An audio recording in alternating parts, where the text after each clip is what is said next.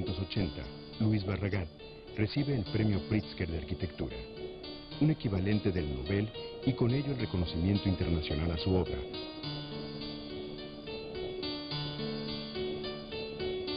A Barragán se le considera el arquitecto más trascendente del México contemporáneo. Su obra es al mismo tiempo individual y universal.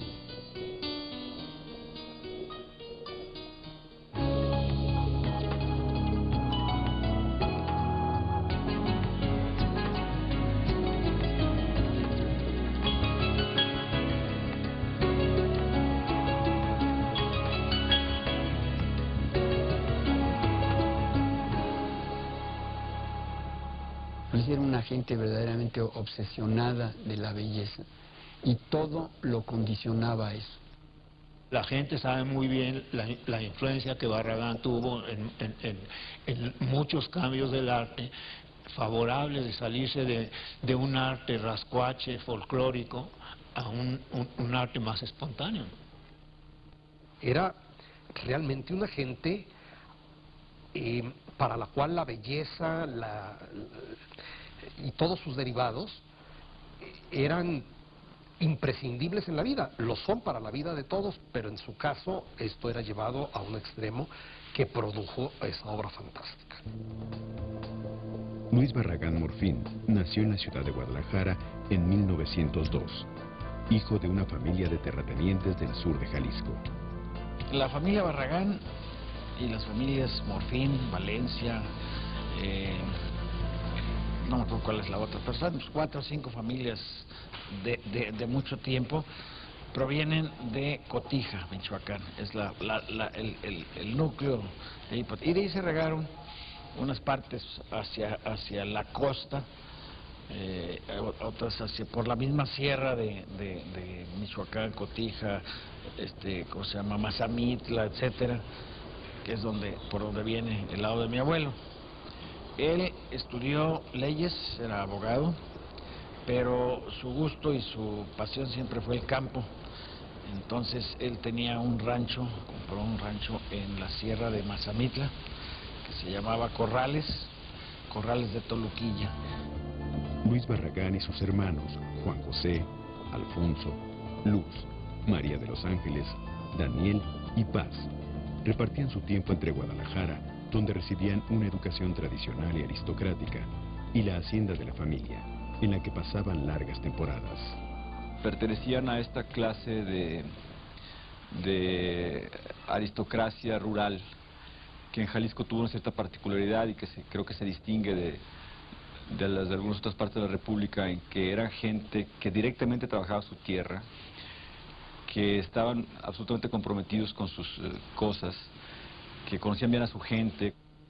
Fueron educados en el seno de una familia tradicional, por decirlo así, de aquel tiempo, una familia católica de aquel tiempo, con la clara dominio del varón, era el gran jefe. La señora, mi abuela, que tampoco tuve el gusto de conocer, tenía que obedecer, los hijos tenían que obedecer. La educación que recibió fue marcadamente religiosa, como correspondía a la sociedad tapatía de aquella época. Barragán camina de una educación familiar, de una moral cerrada a una moral abierta, que le llevó toda su vida y que lo hizo sufrir enormemente. Tenía un padre, siglo XIX, tremendo, ¿no? Duro, codo, ¿no? Y un día, Luis, de 19 años, 20 años, guapísimo, preguntó por él y le dijeron que se había ido al paradero. Entonces Luis estaba bailando, era una tardeada de domingo, digo, nada del otro mundo, ¿no? Y se paró ahí cerca de la pista de baile, recargado así en su bastón, y en una vuelta que dio Luis, nada más le hizo así con la cara que se saliera. Entonces fue Luis, les colgaba la lagartija, le daba al padre la cuarta, y órale, con la cuarta se le dejaba ir encima. ¿Por haber bailado? Por haber ido a bailar. Su padre representa esta religión sistemática, rigurosa, ritual, pecaminosa, y sobre todo de un Dios vigilante que siempre está cuidando, vamos, que no caigas en pecado, porque en ese instante pues se abre el infierno y te caes, ¿no? Pero los violentos tiempos posteriores a la revolución interrumpieron la prosperidad de los Barragán y desencadenaron el trágico final del padre. Él murió básicamente afectado por la reforma agraria, es decir, los corajes, los contratiempos, la frustración, la tristeza, fue lo que lo mató, le afectó mucho el hígado. Era un dicho normal entre las gentes de esa generación decir que el tío fulanito o el abuelo perenganito había muerto de agrarismo, ¿no? Que era, digamos, un poco el resultado, o un mucho, el resultado de los corajes y de las desgracias que enfrentaban algunos propietarios cuando sus tierras eran intervenidas y se veían obligados a desprenderse de ellas, ¿no? Ellos tuvieron que meterse a, pues, algo de manejo, más bien dicho, de liquidación, cuando la reforma agraria le afectó sus tierras, y lo afectó gravemente, es decir, de forma brutal, dijera yo, porque y sin ninguna misericordia, sin ninguna piedad, le quitaron prácticamente todo.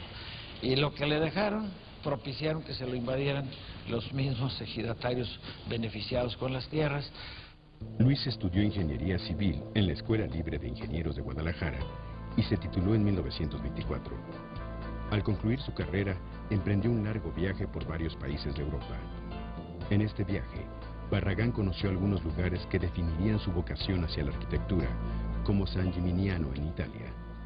En 1925 es la exposición de artes decorativas en París. Entonces, básicamente, su objetivo formal era ir a la exposición de artes decorativas, el formal, aunque su objetivo informal era ver qué estaba pasando en Europa. Hay que acordarnos también que en aquel tiempo la meta de la cultura para los mexicanos no era Estados Unidos todavía, sino era Europa. Entonces, por eso él no voltea hacia Estados Unidos, sino hacia Europa, y toma como pretexto la exposición de artes decorativas. En esa exposición conoció los libros del pintor, arquitecto de jardines y escritor francés Ferdinand Bach, a quien conocería en viaje posterior. Barragán recordó esa experiencia toda su vida. El alma de los jardines, decía Ferdinand Bach, alberga la mayor suma de serenidad de que puede disponer el hombre. Y fue Bach quien despertó en mí el anhelo de la arquitectura de jardín. En un viaje posterior visitó el Palacio de la Alhambra, en Granada, España, lo que marcó un parteaguas en su pensamiento arquitectónico. Caminando por un estrecho y oscuro túnel de la Alhambra, se me entregó sereno, callado y solitario el hermoso patio de los mirtos de ese antiguo palacio. Contenía lo que debe tener un jardín bien logrado, nada menos que el universo entero. Jamás me ha abandonado tan memorable epifanía. Va él a Europa y empieza a descubrir al principio en cosas muy afines. La arquitectura de Guadalajara se daba en base a los mismos espacios que se daba en la arquitectura del sur de Europa y del norte de África. El patio como elemento de vida importantísimo lo encuentra. Los materiales son los mismos, la tierra es el material primordial con el que se hace la arquitectura. El manejo de la luz, que es tan intenso y tan al mismo tiempo tan tamizado en el Mediterráneo, pasaba aquí en Guadalajara. Luis se comía por los osos, pero no se los comía nada más, sino que los digería y los volvía parte de sí mismo. Y cuando aparecían en sus obras, ya estaban totalmente transformadas, ya estaban hechas a imagen y semejanza de él. Ese es el milagro del genio creador, es el milagro del arte. Cuando él vuelve, que él comienza a platicar con sus amigos, todo lo que vio allá, ahí es donde empieza a haber una influencia muy fuerte. Por eso es tan importante también Luis Barragán en Guadalajara, porque crea una influencia a través de sus pláticas, de sus libros, de lo que trae, una influencia a sus amigos, y básicamente lo hace con Ignacio Díaz Morales y con Rafael Ursúa. Sí, era una generación realmente muy brillante. Era una generación con hombres con una un profundo amor por el humanismo, por la cultura, pero por la cultura en sentido muy amplio, ¿no?